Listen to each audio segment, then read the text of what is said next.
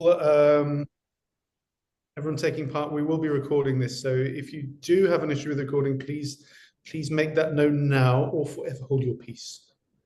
Thank you. Good. All right. Oh, I can see someone there from, is that the University of Dundee just joined us? Could that be? No, it isn't. Someone else. Very good. Right. So while we're waiting for people to come in, I'll just give a bit of a background as to what our RIG does, our research interest group, and what we're about, and the purpose. And then I will hand over to Tristan, my colleague here, who will probably also want to say a little bit about the RIG. And then Tristan will hand back to me. I will introduce our honoured guest for today, and then I will hand over the floor to Professor Engel. So I'll just get started by saying that BELMAS is the British Educational Leadership Management Administration Society. It is one of the most venerable, oldest and most established societies for the research, scholarship, study and nurture of communities and cultures in educational administration, as it was originally, what then became educational management, which happened in the 1980s, and then increasingly educational leadership from the end of the 80s moving into the 90s. So covered by the term educational leadership, administration and management. We, as BELMAS, have two journals, which are very significant journals in the field. The leading journal, as you're probably well aware, is Educational Management, Administration and Leadership. And our other journal, its sister journal, is Management in Education. I'm very pleased to say that both journals are in SJR Shimago are ranked in quartile 1. And even more delighted to say that in the last 2 to 3 years, since my dear colleague Paul Armstrong from the University of Manchester has taken over the editorship of that journal, that it's now moved into Q1 fundamentally. So please, colleagues, if you're thinking about putting any of your work in the field, do consider our journals, please. That's email and MIE. BELMAS has a number of research interest groups. The idea of a research interest group is, as the name suggests, to foster and encourage research in a particular field area. And this is one of the tricky things that happens in this online space is how do we make research happen and how do we foster research?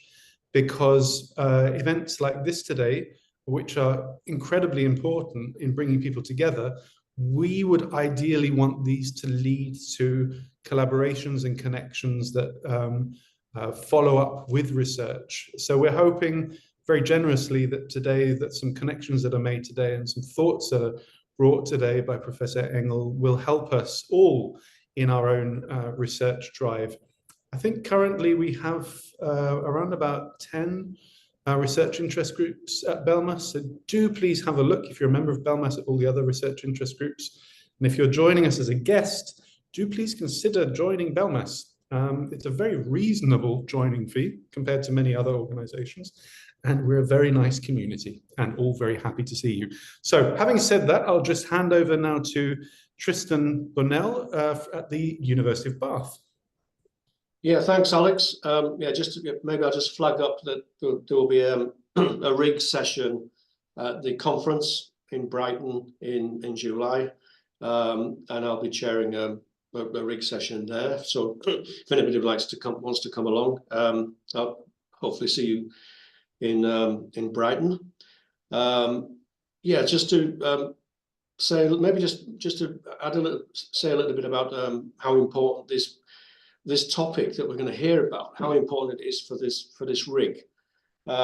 So many of you who have read about educational leadership in international schools will know that the concept of duality comes up a lot, and is a particular tension in terms of balancing, if you like, or reconciling the globalist with the internationalist, and that's always created a lot of tensions, and it's particularly become a tension in China and increasingly in Hong Kong, particularly since 2021, where a lot of international school leaders are not happy about having to deal with increasing nationalism and moving away from sort of the internationalist values and the ethos, particularly if they're doing an international curriculum. So this topic of the binary and cosmopolitan nationalism is important for our RIG, and also because the USA is a really interesting context for international education. It's for the last 20 years, it's been unexpectedly the home of the IB and the IB's programs. And I just looked today, the IB's just passed its 6,000th school. It's got 6,012. And of those, 2,000 are in the United States. So a third of the IB's schools are in the United States. So that just shows how important the United States as a region is for our RIG. So at that point, maybe I'll hand back to Alex and then we can get started. Yeah, thank you. Thanks so much, Tristan. Yeah, that's really interesting. By the way, do follow up and look at Tristan's groundbreaking work there on the IB in the United States. I know it's a great inspiration for me many moons back. Yes, and now happily and gladly on to Professor Laura Engel. Laura Engel is Professor of International Education and International Affairs at the George Washington University, where she directs the Global Education Lab and serves as chairholder of the UNESCO Chair in Educational Leadership for Development. In 2022 to 24, she was a Fulbright Scholar in Costa Rica, where I believe she engaged in some surfing. Well done. Nice move. Previously, Dr. Engel was a research fellow at the University of Nottingham. So I'm imagining, you know, all my colleagues at Nottingham quite well there, Tony Bush, Patricia Thompson, Kay Fuller, etc., working with 2 European Union funded research projects. As a policy sociologist, her interests focus on multilateralism and the influence of global education policy trends in national and regional systems, with a specialization in federal systems. Dr. Engel's research, which has been funded by the American Educational Research Association, so ERA, and then the National Geographic Society and the Stevens Initiative, has been published in 4 books and over 70 articles, book chapters, and policy briefs. She is the recipient of several funding awards, including the 2022 G.W. Morton A. Bender Teaching Award. She currently serves on the board of directors of the NEA Foundation and is an honorary professor of international education development at the University of Nottingham, UK. Dr. Engel earned her PhD from the University of Illinois. And an interesting fact about Dr. Engel, which you might not know, but be pleased to hear, is that Dr. Engel is also president of a diamond sport, which Tristan and I today happily learned is everything to do with sports that are played on a diamond-shaped court, like softball or baseball. And with that, and without further ado, Professor Engel. Thank you so much. I'm over here smiling at the diamond sport. Did not predict we would be talking about diamond sports this morning, but yes, quite different from the rectangular ones. We can save that for the Q&A, perhaps. So good morning, good afternoon to you all. Thank you to Alex, to Tristan, to Balmas, to the organizers, everyone who's come today. It's really great to be here with you. I thought what I would do is quickly share just a bit more about my work, kind of who I am, and then get into the session today. So I'm hoping everyone can see the slides here. And as we sort of move into our session today, I want to sort of say that it's quite reflective. It won't be overly empirical. I'm not drawing on a singular piece of research, but actually trying to be much more reflective. And perhaps that's become because I'm in a bit of a state of sense making about the ways in which we make sense of global education initiatives in an era such as this, the so-called America First era.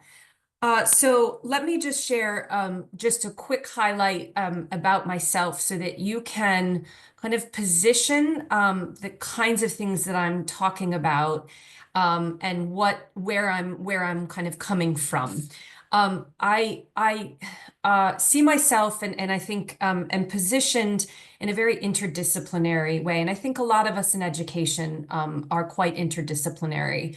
I draw on policy sociology, comparative and international education, and increasingly I found with some of the work on multilateralism from political science. So you'll sort of see, I think, some of the different concepts coming in from a variety of fields and the ways that they inform my understanding of global governance of education policy trends and federal systems.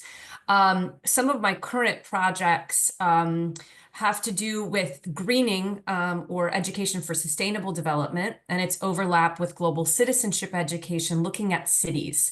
And some of that comes into my interest in federal systems, which I'll say something about in just a moment, and the ways in which policy is made at local, subnational, national, and global levels. And so this project sort of is looking much more at cities or urban contexts in a comparative perspective. And then the other study, or other current project that I certainly will draw on, again, not in really an empirical way, but more of in a reflective way, is a 10-year-long study of a global mobility program, which is targeting students in Washington, D.C. I am currently in Washington, D.C. It's actually quite a sunny morning here. And DC is a really interesting context for looking at global education, as it's a federal city and operates very much like a state among the US states. So we'll get to that in just a moment. So this is just a little bit about some of the core ideas that underlie my scholarship. And I wanted to share this with you as a set of assumptions, as a set of kind of underlying ideas, again, so that we can think together about the current trends that we see in education systems and the duality of cosmopolitanism and nationalism. So let me just share a couple of the kind of core ideas that I see underlying some of this work. First and foremost, sort of see the nation state as a project, and very much informed by well-known scholars like Apatow, especially his book In Fear of Small Numbers, Benedict Anderson, Klaus Off's state theory, that it's an unfulfilled project. And nation states are made up of actors and institutions, so thinking about those interactions and the structure agency debates of sociology, and thinking here specifically about the ways in which certain institutions help the state be breathed into being. So thinking about the core actors, the citizenry that give life to nation states. I mentioned earlier, I'm quite interested in federal systems with their complex governance structures. So thinking about a variety of institutions and how they across multiple scales, perhaps that's even bringing in some critical geography here, are shaping the ways in which education policy is formed. Now, at the core of my scholarship is education, which historically has served as a leading social institution, contributing to the legitimacy and formation of the nation state. And across all of this has been a lot of many shifts and changes with globalization. I began my academic journey in the early 2000s, so in the sort of wake of the high period of globalization. And lots of scholarship thinking about the ways in which nation states were being reformed, and in part being reformed, or in a large part being reformed through education. The new actors involved, the new cross-border mobilities, new technologies that were shaping the institution of education, the actors who are, the stage of actors who are forming education policy. And so here, where I'm really coming from in this session today is a great deal of reflection on the nature of the relationship between education, the nation state, and globalization. And I think what this, I continue to sort of say current reflections, because as I mentioned earlier, I'm in a bit of a sort of sense-making mode, and hopefully this will lead to a new book that can sort of begin to make sense of the dualities that we often rely on in international comparative education about global education and its relationship between education, or with education, and the nation state. I'm coming to this session with a lot of excitement by this notion of beyond the binaries. Something I've been interested in since the early 2000s, when I wrote my dissertation about Catalonia, Spain. And I was writing and very interested in the study of regional nationalism, Spanish statehood, at a time of rapidly growing Europeanization and globalization. And thinking a lot about those as emergent forces in tension that are leading to a whole range of paradoxes in education policy formation. Over the years, my research has focused much more on what scholars have talked about as the global turn in education, looking at all kinds of examples of global citizenship education, of education for sustainable development, of study abroad, et cetera, in a range of different contexts. And yet, in the last 10 years, 10-ish years, maybe 15, in so many different systems, we see a rise or even return to nationalistic orientations. Some might even say demands a total recall of the weak state theories and arguments that were so prevalent in the kind of 1980s, 1990s, and early 2000s. And yet, what I want to argue here is there's a great deal, there's much more complexity in the ways in which the national and global interests and priorities are intersecting. And I'll be drawing on the United States as more of a context. So I want to reflect a bit on the binaries, the weak state, strong state, the national versus the global, get into a little bit of theory, and I'll draw here on international comparative education, and I promise I'll be brief.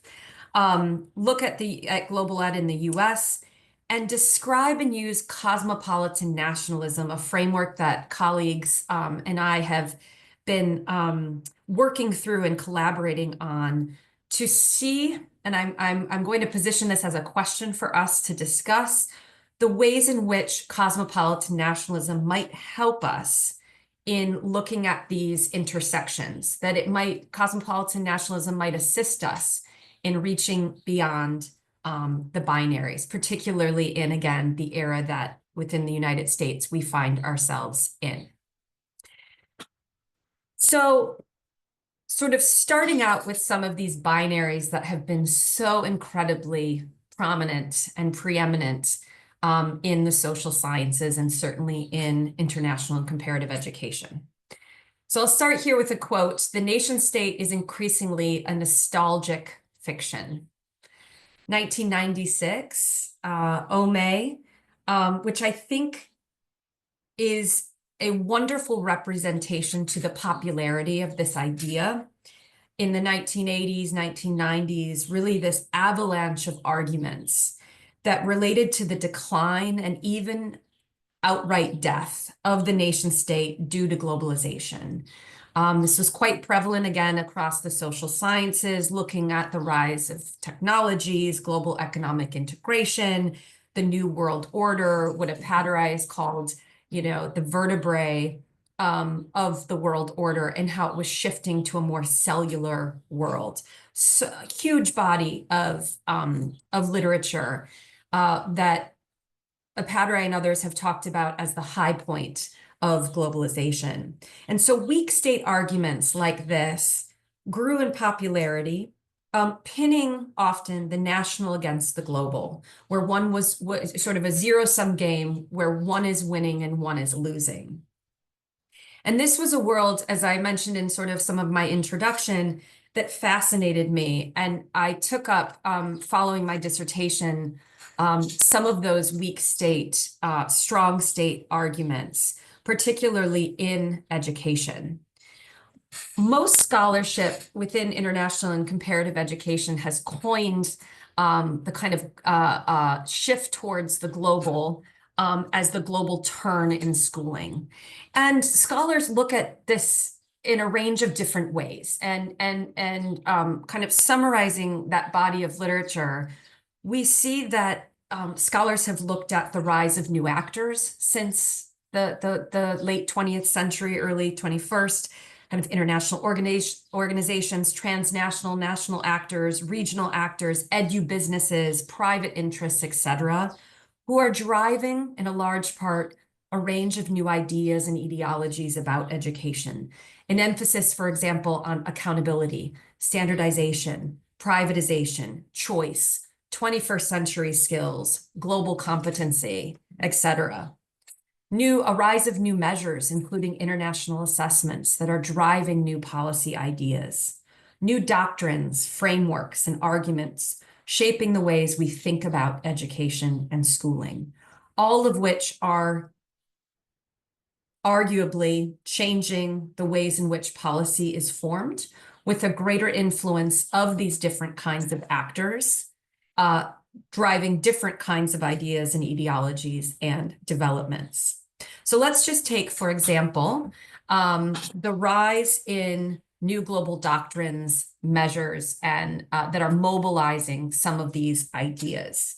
So within the global goals movement from the 1990s to our current post-2015 sustainable development goals, we have the UN SDG 4, quality education, and within that 4.7, which brings together a wide range of different movements, different ideas, from peace education to global citizenship education to education for sustainable development. And linked here is one of the leading assessments internationally, PISA, the Program for International Student Assessment, which in 2018 launched the measure of global competence. Here, Ald and Morris have argued that the development of the PISA 2018 framework for global competence positioned the OECD as a major entity responsible for assessing SDG 4.7. And here we see just sort of a really interesting range of multilateral flows in education, shaping how different ideas are circulating globally. And what I would argue is sort of nesting quite differently in different spaces. And when I say, when I would argue, you know, and how I would make sense of this, what that leads me towards is the different theoretical frameworks that have been used to explain and frame interactions of global ideas, such as global competence, with national education systems, all of which have their very unique contexts. Now, there's a lot on the slide, and I promised I wouldn't really delve quite deeply into international and comparative education theories, but I want to mention, and in quite simplistic terms, how I think they each frame these binaries quite differently. Take, for example, at the very top, world culture theory, which, again, overly, you know, I'm sort of painting an overly simplistic portrayal of this, is interested in how countries are influenced by global ideas and sort of with isomorphism starting to look quite similar. So if ABC are different education systems. They're influenced by global ideas and starting to sort of become more homogenous. So with global citizenship education, we might be looking at large data sets, thousands of textbooks, by which we can argue that more and more systems are being influenced to teach global citizenship education, or to cover the content related to global citizenship education. It's quite different than the middle kind of examples, which might be called policy borrowing and lending, which is more interested in how and why national policymakers and local actors are adapting global ideas to contexts. Here, influenced or thinking about the work of Steiner Kamsi, who's been asking questions about why now, and why now in terms of the local actors who are utilizing different kinds of global ideas in their context. So it's more about the adaptation. And so the little image that I'm trying to model with on the right is much more about vertical case study, trying to follow these policy ideas across horizontal, vertical, and transversal flows. Not expecting there to be homogeneity. There may be some, but it would be much more deeply housed and framed by the particularities of a context. And then sort of as a kind of a third example of the ways in which binaries, and again, by binaries, I'm thinking about the interactions of global policy ideas with national education system, might fall into the camp of global policy mobilities and assemblages that colleagues have been writing about, which is sort of trying to think about how policies are mobilized and transformed through and across a variety of actors in context. Its challenge, one that I experienced myself over the years, is trying to break away from what we might call the Russian doll phenomenon, which is, it's all too easy to explain in terms of policy scales, and our own language, our own ways of framing our work ends up actually sort of putting us right back into an overly neat categories of the local is doing this, the subnational, the national, and beyond. And really policy mobilities is a way of an attempt to break that sort of nested hierarchical framework and decenter the global national binary. There's a lot of theory in here. Where I want to get to is where cosmopolitan nationalism comes in. And I see the ways in which the policy mobilities perspective can be informed by cosmopolitan nationalism. So in just a couple of minutes, I will say something about cosmopolitan nationalism and the work that some of my colleagues and I have been doing in the last 5 years with this concept. So I want to acknowledge Mira Yamini, Claire Maxwell, Musung Lee, Ewan Wright, and others who have been working on this concept of cosmopolitan nationalism since 2020. And some of its main ideas are here on the screen: how global orientations to education can be used to purposely meet national and local priorities. Can be used to think about how a policy idea becomes global, and how these ideas are adapted to. And there's a little bit of policy borrowing and lending here as well. So in terms of the work on cosmopolitan nationalism, this work began in 2019, where Claire Maxwell, Mira Yamini, and Musung Lee and myself began to collaborate to share observations across the education systems that we were working within, and contribute to a special issue of the British Journal of Sociology of Education, which was celebrating the 40th anniversary. And it led to the development of a framework of cosmopolitan nationalism, really trying to capture the complexity and the paradoxical manifestations of education policy, reaching across micro and macro processes, thinking about the multi-directional flows rather than one that would position them more as top-down. We drew on political cosmopolitanism, For example, the influence of transnational organizations on nation-state sovereignty, as well as cultural cosmopolitanism, describing people's sense of belonging and identity. But what we were thinking about across different systems is how national priorities and needs are being forefronted within this more global space. You have to remember and think along with me about the time period of 2020, COVID, national lockdowns, proprietary vaccines, a kind of hunkering down within the nation state. Within the United States, the US had its first term of President Trump.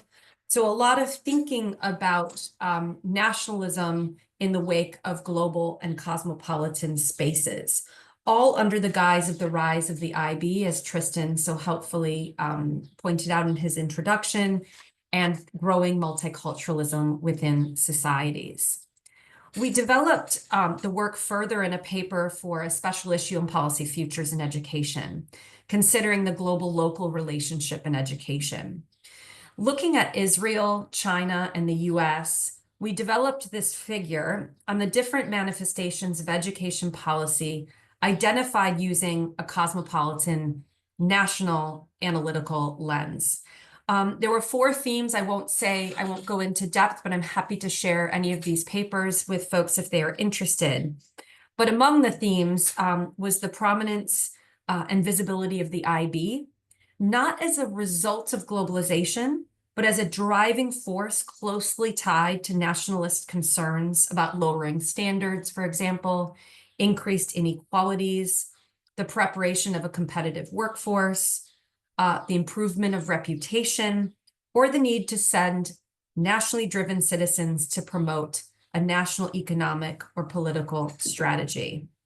3 other themes we looked at: the reforms to curriculum and pedagogy that were informed and inspired by global standards, particularly OECD assessments, promotional work to market the education system as unique and innovative, and lastly, to create an alternative value system underpinning education. Now, this work on cosmopolitan nationalism led us to a special issue that is just recently out in discourse, and in which we invited colleagues to think with us about cosmopolitan nationalism. Does it have legs? How can it be used? Where is it falling short in its explanatory or analytical power? And you see here a range of different colleagues who have used it and applied it in different ways, from ideology, identity, practice, and policy. So I invite people to look at some of these, including some friendly critiques of the concept of cosmopolitan nationalism. Where I want to go to next is the United States, to give all of this something to ground in. And again, quite high-level overview of what I would say are kind of policy trends.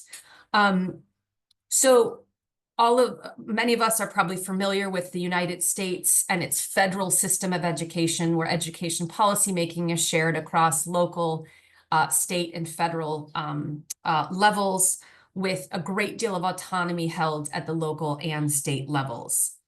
What we see in light of global education is a growing emphasis in the last 10 years on global education.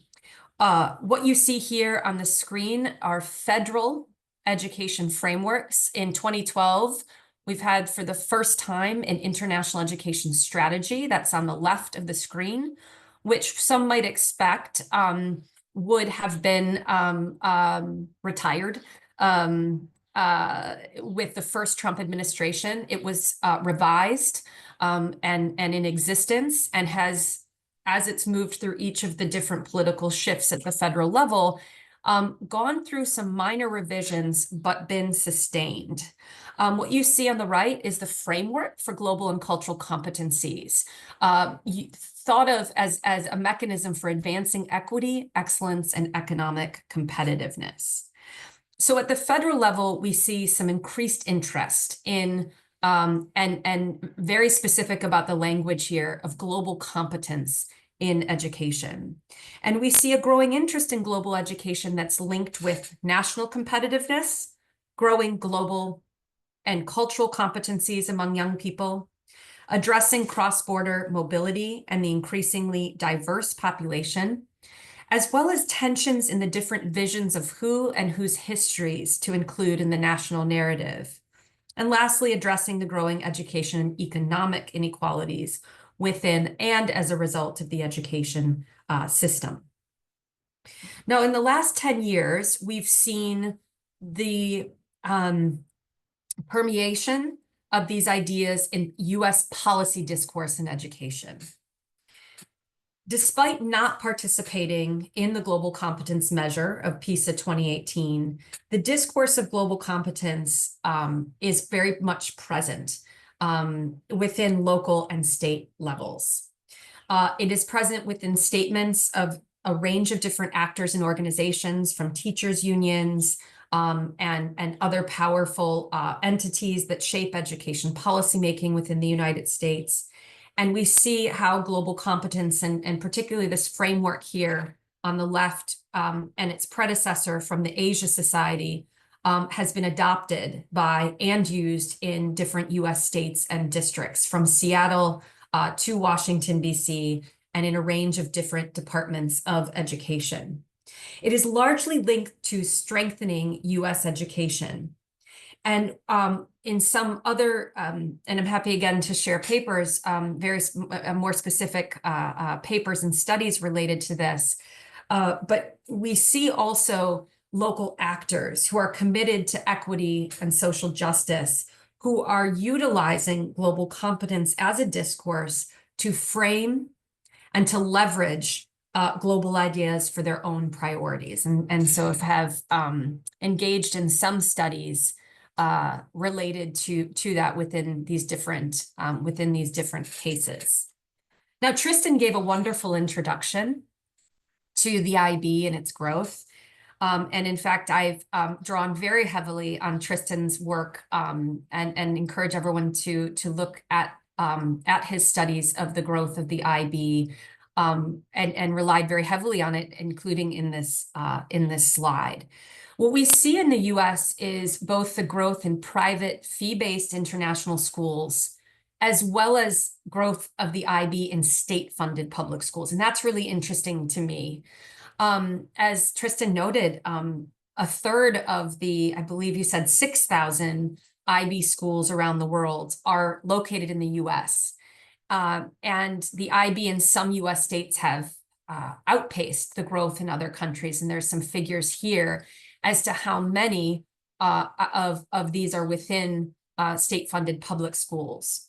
Now, what's quite interesting within the US is the ways in which the IB is used as part of what might be called a turnaround policy for formerly failed schools. And I use that language from the federal policy, No Child Left Behind, which designated certain schools as failed schools, which would be subject to closure and reopening. And the growth of the IB has been linked to sort of the reopening of some of these schools as a mechanism to turn them around, improve the conditions of the school. But it's also been used as a way to attract particularly middle and upper middle income households and families back to schools. So it becomes kind of an attractive option. We see some of the ways in which it's linked to, we might call it as, we might sort of see it as linked to a tracking mechanism to gifted programs. So within the same school, we may see that it is kind of used as a tracking mechanism for higher income and higher achieving students. Within the IB, as we've argued in some of this work, and I invite us to think a little bit more about it, are some paradoxes within cosmopolitanism, let me say cosmopolitan and national visions. So the ways in which the IB is sort of emergent in the US and linked to different national priorities, problems, etc. Now, and I'll briefly mention this, there, just to give some state examples, global education has become nested in a range of different states. I mentioned the utility of global competence as a framework and as a policy, but we see the ways in which it's shaping practice in quite different ways. So there's various manifestations. And using a kind of cosmopolitan national lens, we might argue that these are utilizing cosmopolitan or global visions within the context of highly local or state level priorities. So North Carolina has tended to have much more of a state-led.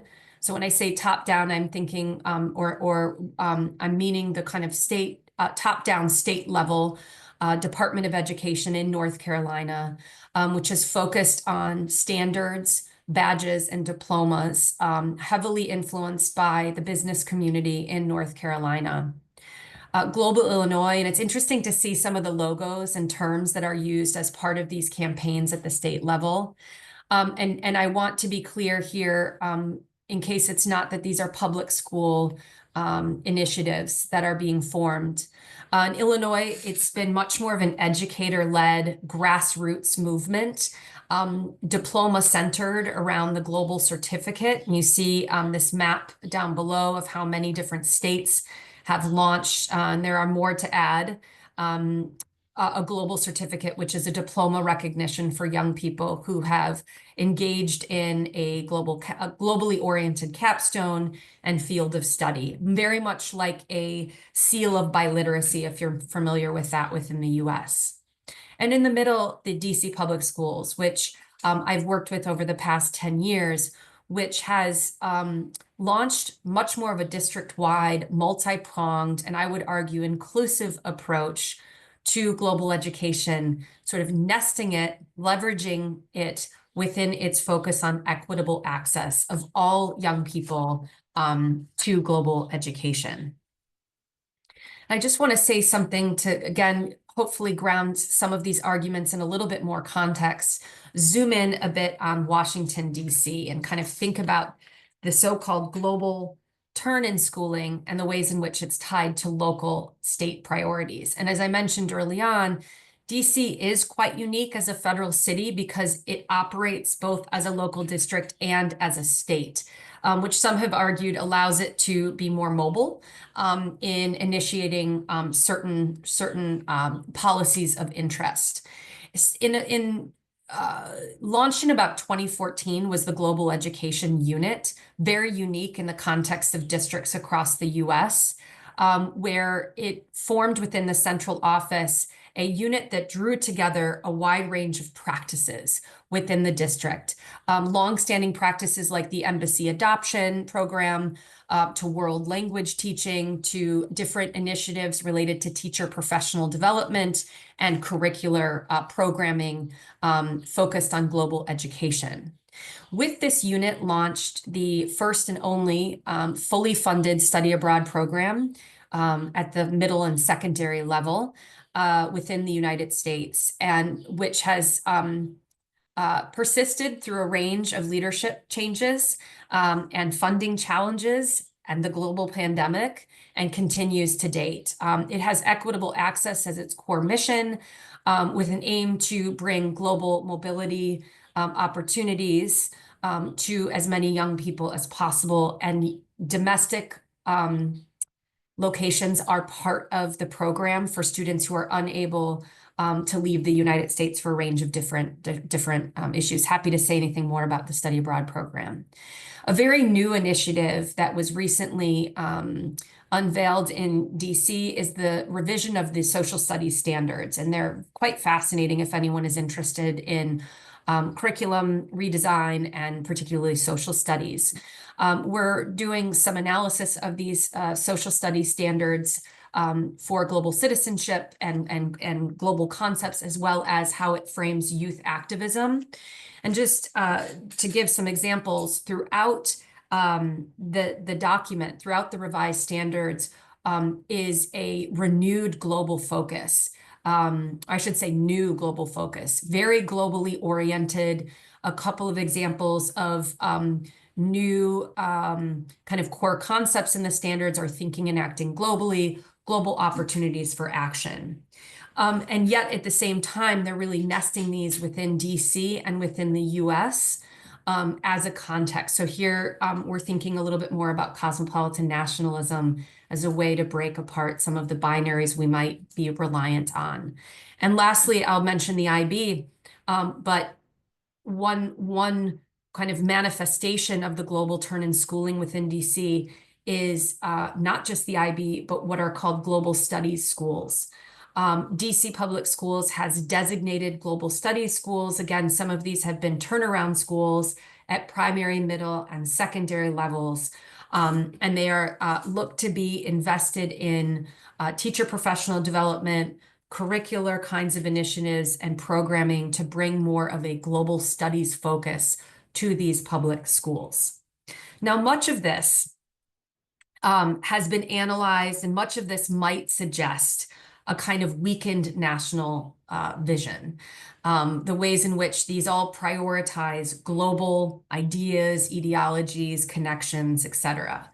And one of the thoughts that I've had recently is the ways in which our analyses has either ignored or underplayed the ways in which they also are focused on the kind of the national belonging, identity, etc.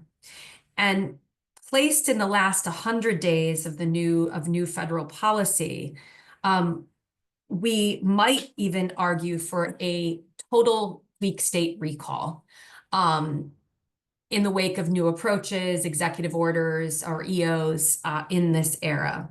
There's been a range of new education policy focused on K-12 schooling, including the one you see here on January 29th, 2025. I'm just starting to work through some closer reading and analysis of these policies. But they're emphasizing a more patriotic or national education. So again, while some might argue that these programs sort of lead us toward a weakened state, we might similarly be enticed towards a strong state argument. In the opening paragraph of the policy that you see on the screen here, it reads, "Parents trust America's schools to provide their children with a rigorous education and to instill a patriotic admiration for our incredible nation and the values in which we stand." And throughout the document are evidence of more of what this patriotic education would entail. Again, some could argue that these EOs and policies demand a total recall of the weak state arguments, and to look for evidence to support the rise of nationalistic tendencies. But what we see, and again, in a federal system such as the United States, we see persistence of global education initiatives at different scales, a continuation of global programming, including those that are mentioned in this policy, Fulbright, and some of the other global programming, but positioned within a nationalistic vision. And so as I'm starting to think about the intersections and the paradoxes that emerge within these intersections of national and global orientations, a question that I'm hoping we can think through together is, can cosmopolitan nationalism assist us in reaching beyond binaries that we are that we find quite attractive in moments of like these? And I would like to argue that I think, yes, it can assist us in doing a couple of things. And then I want to close and hopefully engage in some Q&A and discussion. But some ideas I have in terms of how cosmopolitan nationalism assists us in reaching beyond the binaries is to think about how global orientations, again, appear to be purposely used to meet national and local needs, including in Washington, D.C. Even in the US, when multilateralism shifts to bilateralism or microlateralism, how global ideas are being adapted to different interests in states and how different actors are navigating through the institutional channels to adapt local and state interests and priorities to both cosmopolitanism and nationalism sort of remain to be seen Yet I think the framework may have some assistance to us in reaching beyond these binaries. So I'd like to kind of pause here and engage in some Q&A and some discussion, including your take on whether cosmopolitan nationalism can assist in reaching beyond the binaries. Thank you. Wow. Super duper. Thank you, Professor Laura Engel, for that fantastic overview of cosmopolitan nationalism and binaries and all of your research and scholarship. I've got so many questions. I'm not going to have time, and I'm not going to go first. I'm going to let colleagues go first. So please, anybody who has a thought or a question, you can either, you've got two options, pop it in the chat and we will read it out for you. Or if you'd like to talk yourself, please just raise your hand now and you can ask Laura your question. You may also have a statement to make, which I believe is also okay. If you'd like to make a statement, often we have questions, statements veiled as questions, don't we? So let's not even go there. Let's just say you can also make a statement if you like. I don't know. Tristan, what do you think? Stop recording or keep going? Yeah, I think I think we can probably keep going, given, yeah, I mean, it might be interesting for people to hear. Yeah, agreed. Agreed. Okay. Well, if nobody's asking any questions right now, I'm going to go first. Unless you've got a question, Tristan, you want to go first? Yeah, yeah, I've got more of a comment actually, but it might turn into a question. But in terms of you mentioned, Laura, at the beginning you mentioned critical geography, which is quite an interesting concept. And there's been a lot of discussion about the geography of the IB, and studies looking at Australia and the United States, revealing that there's no rural IB. So there's another binary there, isn't there? Urban, rural. And it got me thinking whilst you were discussing about, is that an issue? Is it a problem? How can we deal with it? How can the IB deal with it? I don't know, what are your thoughts on that binary? Yeah, that's fascinating. I will have to look more into the geography of the IB. And I guess for me, there's sort of a set of questions that are emerging. You know, why is the IB attractive in certain spaces? Why is it brought in? Is it a matter of resources, as some of the more suburban and urban areas may, in fact, you know, have more resources to bring in, or you know, even have access to the idea of the IB itself. So I'll have to look more into that. That's really fascinating. And sort of it's that policy bar and lending question, as well as a policy mobilities one, which asks us sort of why now and who and in what context.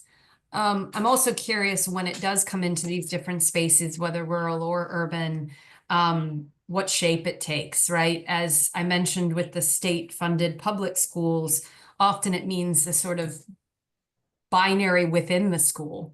And I've had actually quite a few students at George Washington University reflect on some of their experiences that led them to international education as a field, some of which are the study of the IB, the access to the IB, and sort of some of their reflections of really being educated in quite a segregated system, sort of much like a talented or gifted program has operated. So I'm not sure in the case of these more urban and rural contexts if that would be the case. So that you know, what kind of shape is it taking in these different educational environments? I suppose breaking a binary might be to add a suburban as well, right? Because you know, it'd be interesting to look at the geography and how much and what kinds of suburbs, right? Are they more metropolitan? What's the wealth? You know, the income levels, et cetera. I would love to hear what you think. Again, you know, your work on the IB is. Yeah, I mean, Laura, there has been studies into this. I mean, there have been studies in looking at Chicago. So Chicago Public Schools is a really interesting example of where a real success story for the IB. About 50 schools doing the IB in Chicago, very much endorsed by the mayor of Chicago. But the schools are very much suburban. Yeah, so there's even within Chicago, there's binary. Yeah, so and I think we might find that if we started looking at other areas where there's a large congregation of IB schools in the US, somewhere like Colorado Springs or somewhere like that, or parts of Florida, when you actually delve into where the schools actually are, you'll find that they're quite maybe one school within the district, and that creates tensions because it obviously attracts the best teachers and the best resources, and it creates a lot of competition within the district. So yeah, I think that we need to. It's a topic that needs exploring a lot more. This urban-rural binary, and it means, of course, that only a certain type of middle, if you like, a lot of middle-class sort of children in suburban areas are getting access to an international education. So and that there's questions there about social justice and all of that. Yeah. And just sort of anecdotally, we hear a lot about the advanced placement versus the IB as part of the diploma recognition, and which is the more attractive option for highly selective universities. And so, there I'm thinking about some different sociologists' work on parents and the role of parents in guiding some of those decisions that the children would take in terms of opting for the IB as a more, and I don't know if this is the case, but a more rigorous, and sort of effective demonstration of rigor for highly selective universities. Yeah, it's very interesting. In the DC metropolitan area, Northern Virginia, as well as Washington, D.C. I'm not sure about Maryland. We see a lot of growth in the IB. In some of the public sector or public school districts, you'll see a range of different schools, usually one school. Here in Alexandria City, there's one IB school. And so it's, it's to your point, right? But this was a formerly failed school. And so it was, I don't know that there's been any research that has been done on this school, but I'd be very curious about the shape of the IB within the school. How many teachers are actually trained? What, how is it operating within the school? As we all know, simply bringing in a program or new facilities does not equal structural change within a school setting. And so many of the same problems have persisted. And so I'm curious how does the IB interact with some of that? Well, if and as you have papers on the geography of IB and, rural communities, I'd be fascinated. Yeah, there's been studies in Australia on that, which, yeah. Thanks. Now I've got a hand up here from DCE Man. It looks like you are in the vestibule of the Universität Wien. Is that right? Your microphone's on. Can you hear me? Yeah, we can now. Okay, all right.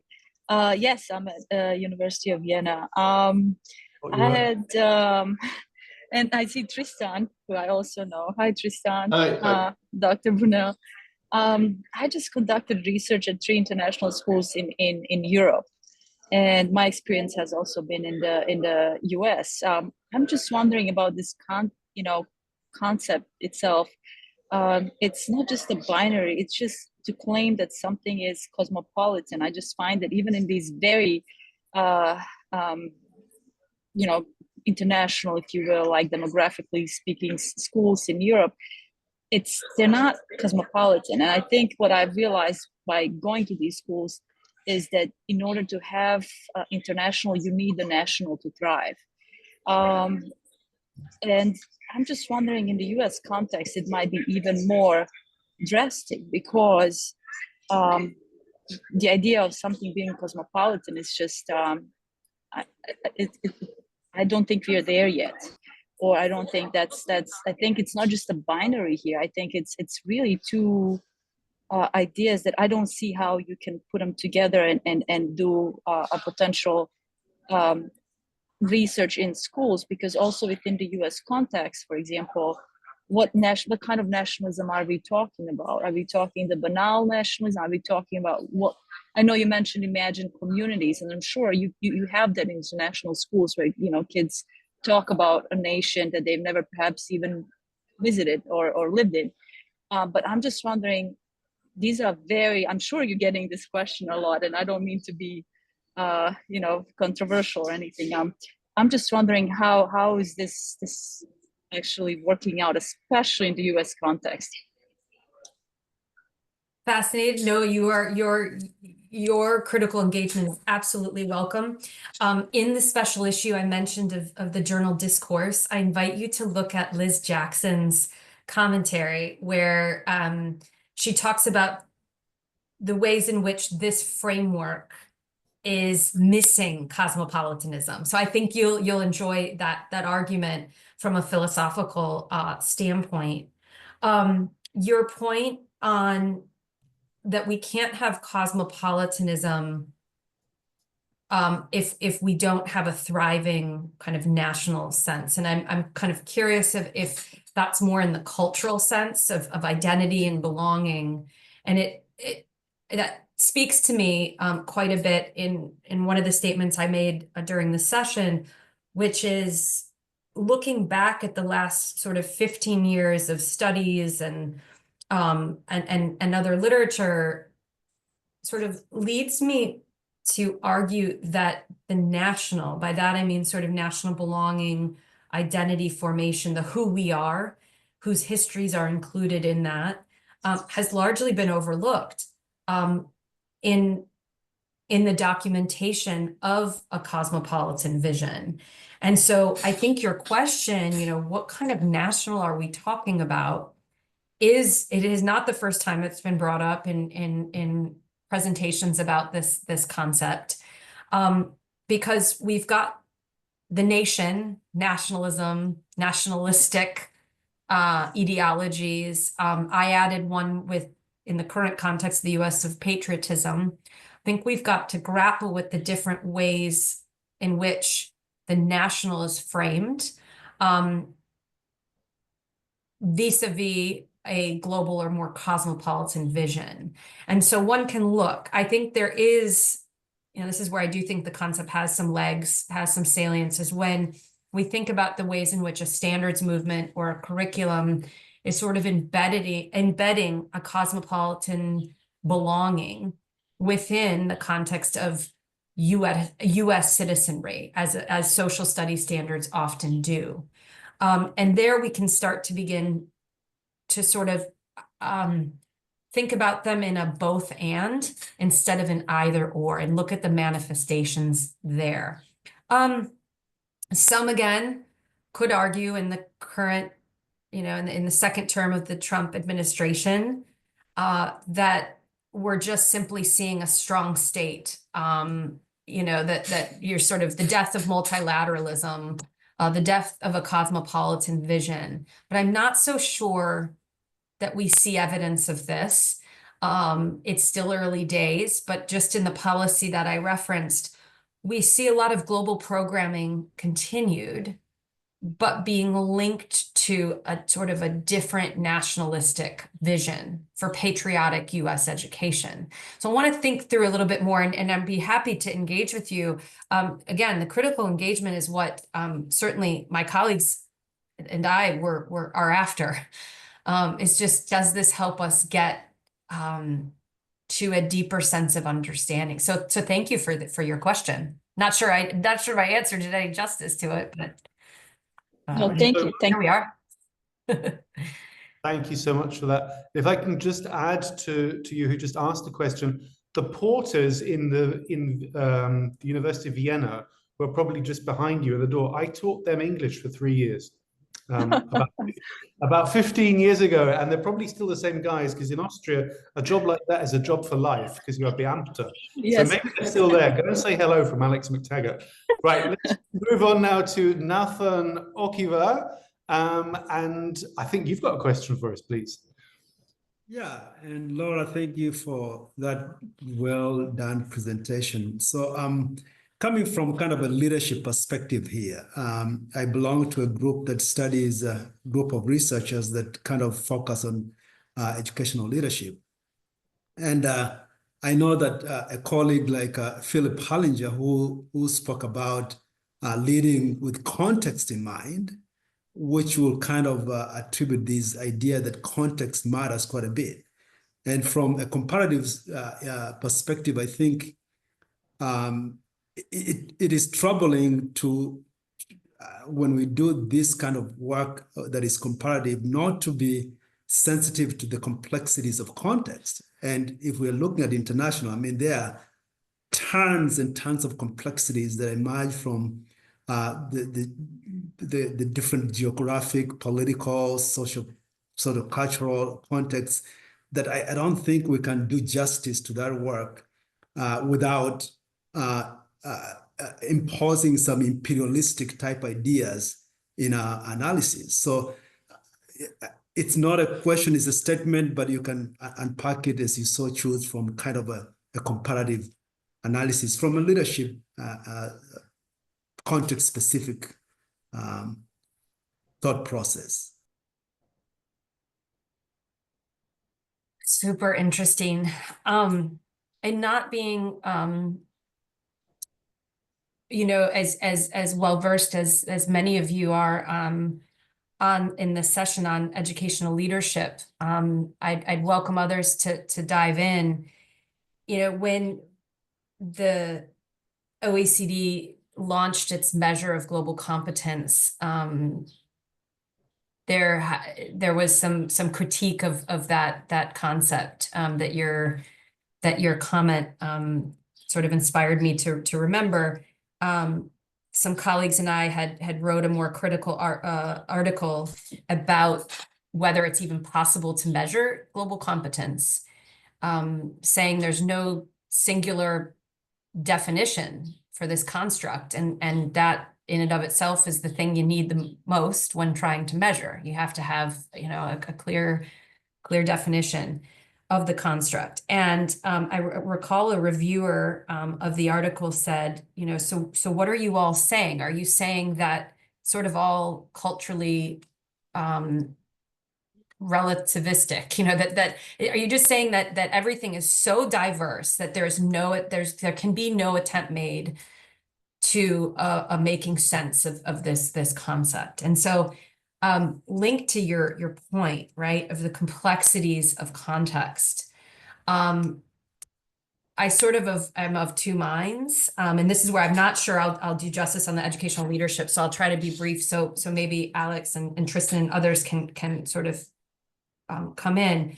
There is such incredible complexity in context, and I would hope in our comparative research that we are able to engage in studies, for example, of global competence within the complexities, within the context of those complexities, so that we can begin to reveal more about those complexities. And so I want to be, you know, at the same time, I want to be somewhat resistant to that. Well, it's all culturally relative, and therefore we can't really do comparative ed research.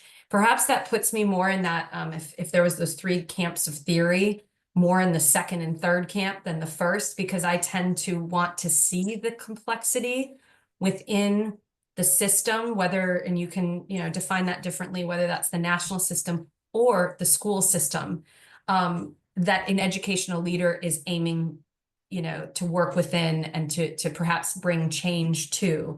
And so I don't know, I'm just sort of kind of riffing off your statement to try to think about ways from a comparative and international education perspective, how could we engage in these types of conversations without losing you know, without losing the complexity, but also resisting this idea of, well, you know, there's nothing to learn because it's just too culturally relative. So I don't know if others, Alex or Tristan or other people.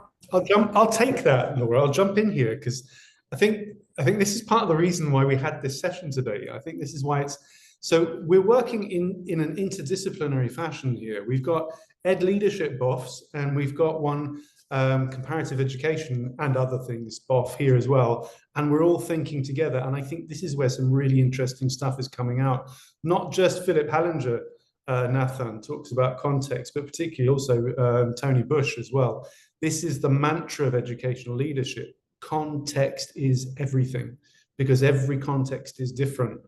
And I think that's where we can learn so much from comparative education, because I think they do that quite well in comparative education. That's the essence of comparative education. It's in the title, isn't it? It gives itself away. It's comparing different educational systems, nations, schools, these kind of things, and trying to understand how different contexts work. And I don't think we do enough of that in educational leadership.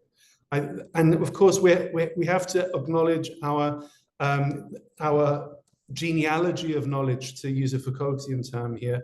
We are very heavily embedded in the theory movement from the 1960s and 70s that came out of Chicago, and we're still struggling to this day in 2025 to emancipate ourselves from that in our field. And that's why I think it's a really relevant comment, and it's a perfect segue also to introduce a session like this as well. Thank you so much for that. So I hope I did that justice, and I can see Gavin's got his hand up as well. So I'm going to go straight over to Gavin. Thank you, Nathan. Thank you, Laura. Gavin, good to see you again.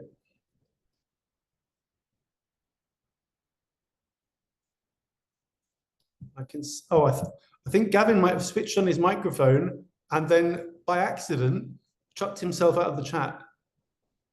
He must have pressed the wrong button. I think he's disappeared. Right, oh no, Gavin's there. Gavin, are you with us? He's probably reconnecting as we speak. While Gavin reconnects, I've got a couple of thoughts here, Laura, if you don't mind me. You know, I'm also fascinated by this concept. I think it's really interesting. Nationalism, right? Tristan and I come from a country where the concept of nationalism can be viewed with a lot of reserve, because our European nations, through nationalism, suffered inordinate cruelties and grievances over the last 200 years or so. And so we probably quite rightly look quite skeptically on the term nationalism. But I'm in a part of the world now, I'm in Bahrain, I've got the UAE just up the road, I've got Kuwait across the sea. These are nations that are very young, and they're nations that are very, very galvanized and inspired by the idea and the notion of nationhood, and very much so nationhood as an international thing. And then I'm reminded of David Scott's work, Conscripts of Modernity, and his idea of, particularly in the Caribbean and South American region, where failed nation states become failed nation states because their imaginings of the future are based upon the pasts of emancipation from colonization, which led them down a pathway that replicated the ontologies and epistemologies of their own oppression, but just framed them in a way that they thought would be idealistic and good, and yet led them down the same pathway again to more and repeated oppression. So I find myself here split between these two views. On the one hand, nationhood is something that's just basically flawed and will never work and cannot. And as Franz Grillparzer, the great Austrian, I'm on an Austrian theme today, having followed on from Vienna, Franz Grillparzer famously said, Humanität durch Nationalität zur Bestialität, which means humanity through nationality to bestiality. I think that's something that we in Europe definitely experienced. And yet here across the sea is the UAE, where the great founder of the UAE, Sheikh Zayed, is regaled as an international hero in the Arab world for creating this sense of nationhood amongst disparate Bedouin tribes, bringing them together and creating wealth and bringing water to the sand, right? So God, I'm going on. Sorry, I'm trying to ask you a question here. So my question to you then is nationalism so deeply, deeply flawed that a notion of cosmopolitanism is just going to be lipstick on a pig? Or does it have traction in your view? Is there something behind it? Well, that's a big one. That's a very big one. One thought, you know, and it comes to mind particularly again in the context of where we are in the United States. But in the wake of, and I think this is sort of coming in a handbook of the United Nations, early, you know, sort of 1946, was you know, that you cannot have world peace in a world where nation states still govern, right? So that speaks to one of your kind of concerns, right? And that, you know, given, and I guess that goes back to the premise, it is an unfulfilled project. And in that ethos of never quite, and I'm drawing very heavily on a pad right here, of being incomplete, there is a violence, there is a need to exclude and to scrub, and in its quest for national purity.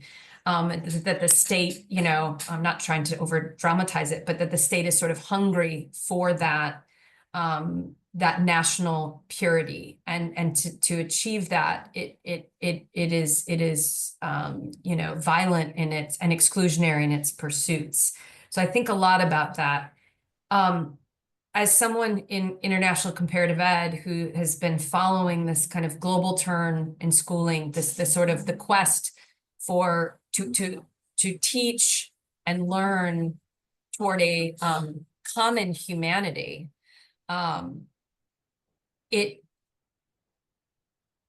so much of that work has had a national orientation to it, reflecting on all, you know, the kinds of global and international initiatives, you know, whether that's more in exchange, virtual or physical exchange, you know, or it's common curricular kinds of programming, or as we were speaking about with the IB, they, you know, and I'm hyper aware of this in this current moment in the unraveling of so much of those programs within the US federal government. And a lot of their intent is, you know, rooted in a form of, you know, soft power of the state at a global scale.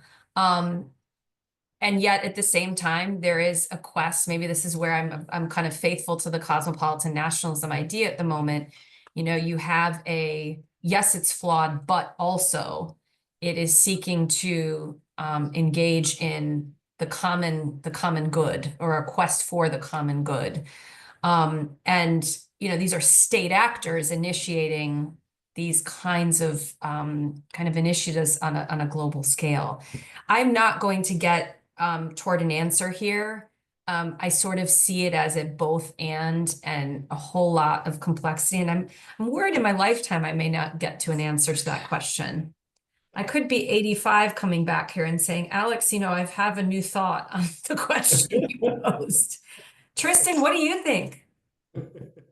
Shed some light on this lovely nationalism so deeply flawed that cosmopolitanism is just lipstick on a pig.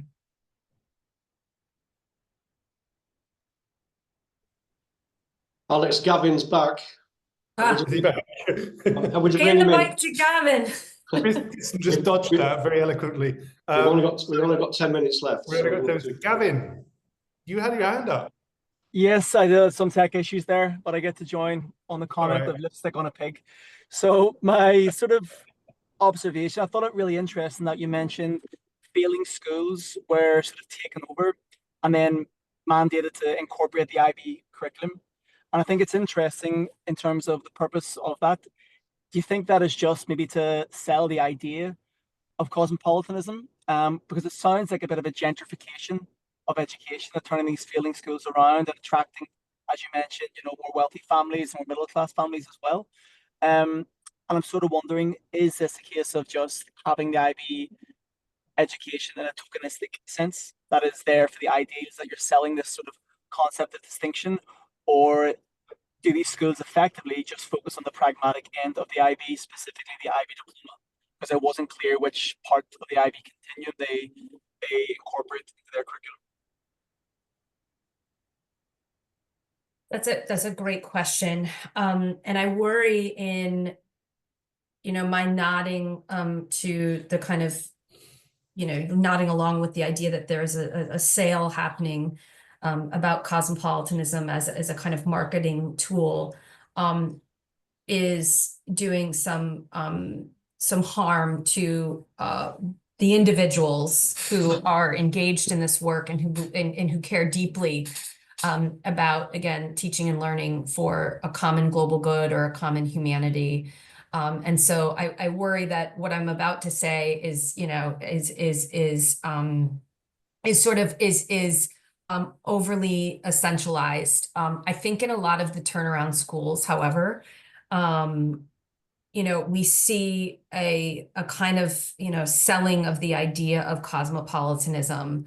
But I think we also at the same time see a demand, a kind of consumer demand, if you will, in a system that prioritizes to a certain extent choice and a sense of scarcity, that there are only so many good educational and job outcomes, and that, it's particularly for middle class and upper middle class families. I invite everyone to look at the work that Cameron McCarthy and colleagues had done about elite global schools in post-colonial contexts. I think applies here as well, that there's a kind of sense of deeply felt concern of not doing enough amongst middle and upper middle class families in particular, and that kind of squeeze in that demographic that leads to a kind of demand for the IB as a very attractive option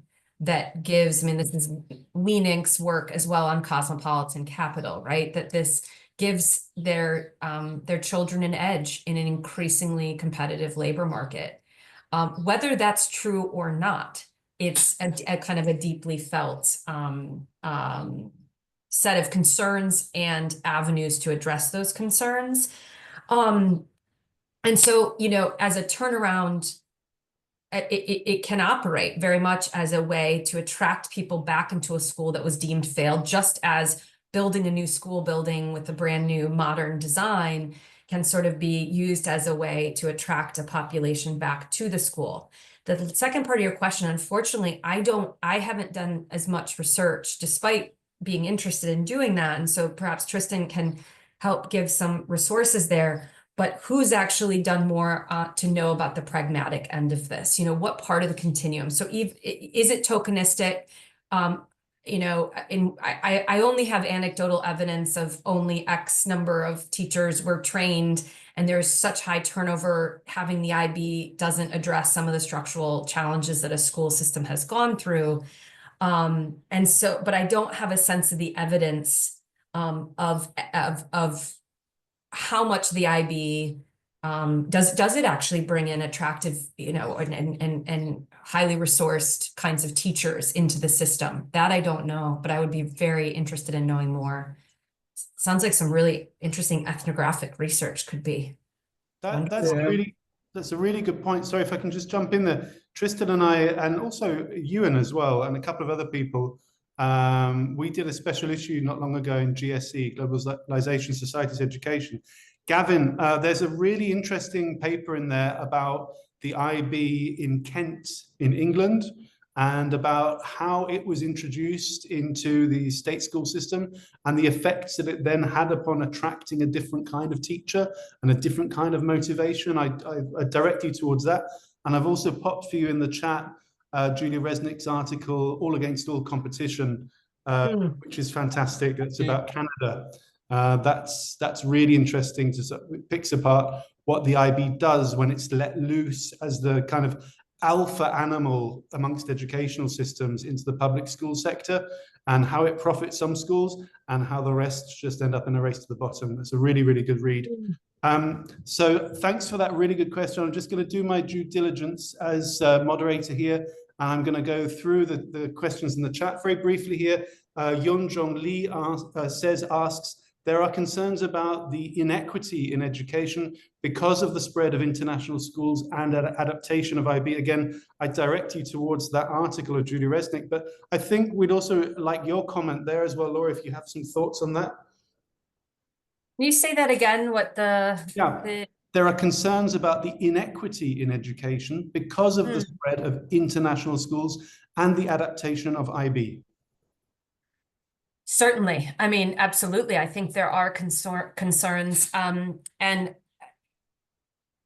might even add not just with the IB, but these global studies schools that I mentioned in DC public schools that our public, you know, they have not shifted much of the internal structures, hiring practices. They're not shifting, you know, much in terms of those different structural elements, but they are attempting to bring in a global vision into the system.